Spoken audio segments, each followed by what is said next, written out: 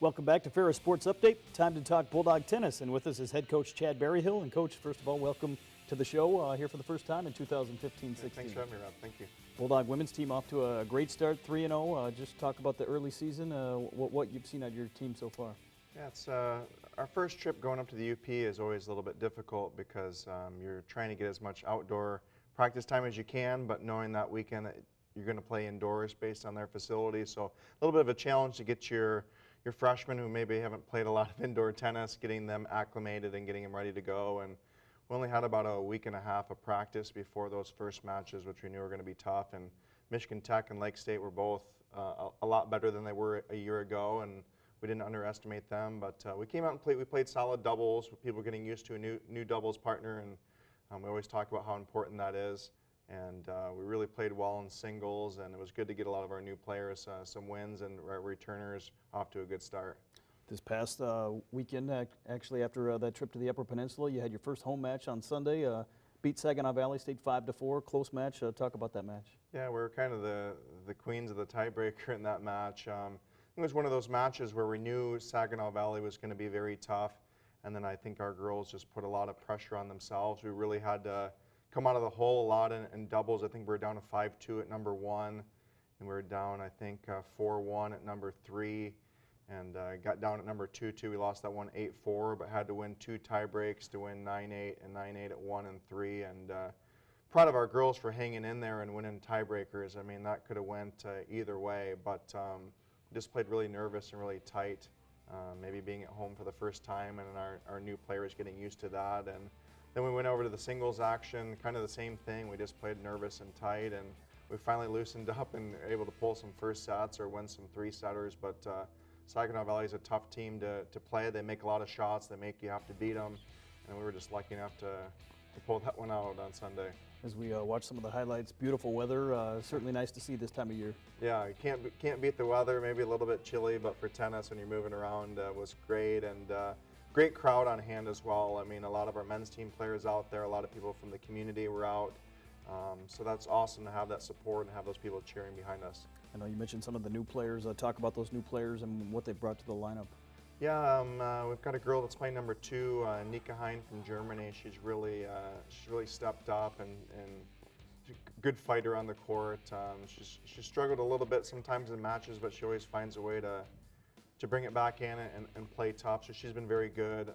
Nicole Myler has been very good, a freshman from Wisconsin that's got her first taste of doubles on Sunday, and she's done a good job playing number 6 in singles. And then we finally got one of our freshmen, Lauren Lomax, who I think is going to end up being one of our better players, and she's been struggling with injury. Finally got on the court on Sunday and played doubles only, and getting some rust off for her. But our freshmen have really done a nice job, and our returners have done a good job trying to mold them and have the girls understand what it's like to fight on the court and to cheer and just be a team. So they've done a good job.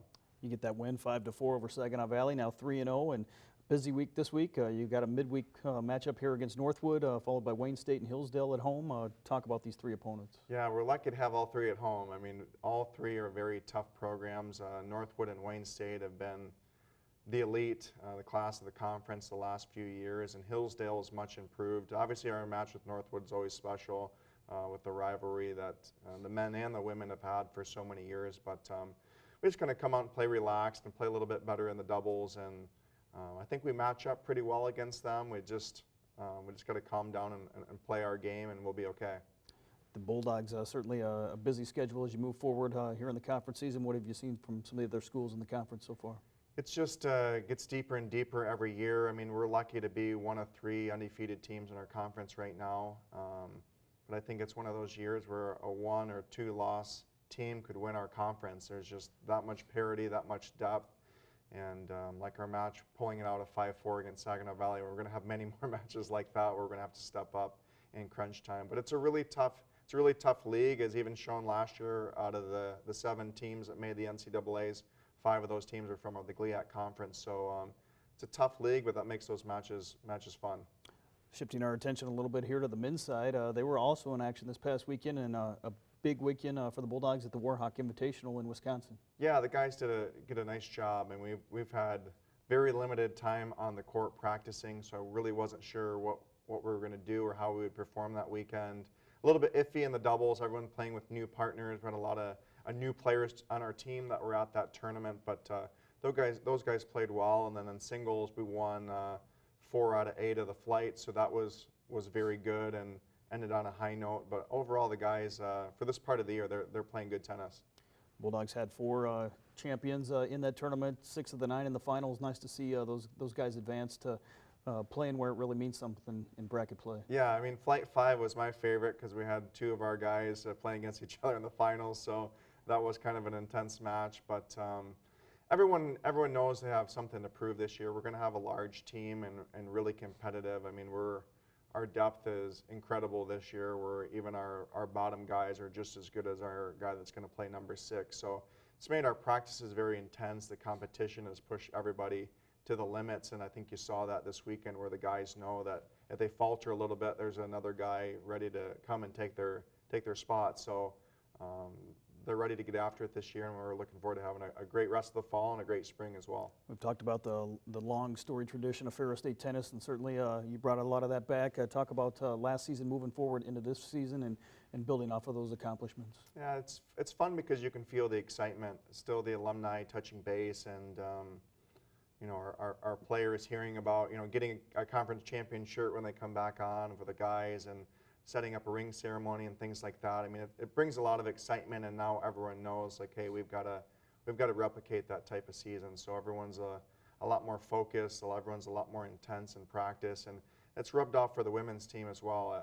I wouldn't use the word jealous, but I think they, you know, they want to have the same type of attention the guys have, and they kind of see what it takes from watching their program, and both programs together have done a great job. It's just fun to be part of that tennis family.